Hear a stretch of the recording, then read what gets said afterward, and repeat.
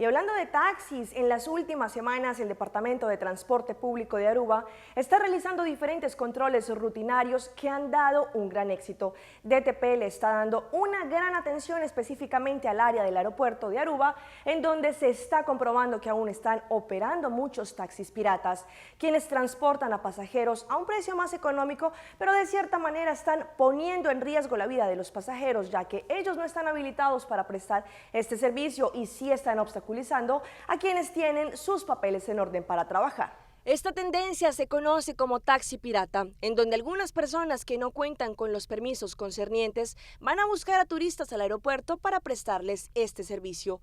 Por esta razón, el Departamento de Transporte Público continuará haciendo diferentes controles en esta dirección. Una de las acciones que están realizando es que se detienen a los turistas y les indican que lo que están haciendo no está correcto.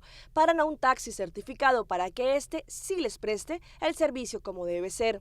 Según el ministro de Transporte, Otmar Oduber, estas acciones están dando resultados y se está trabajando en una ley que tenga que ver con quienes están trabajando de forma ilegal. Ahora el Ministerio Público ha indicado que es difícil para ellos porque en el momento en que detienen un taxi de estos piratas, ellos indican que no les están cobrando y solo les están dando un LEF para los turistas.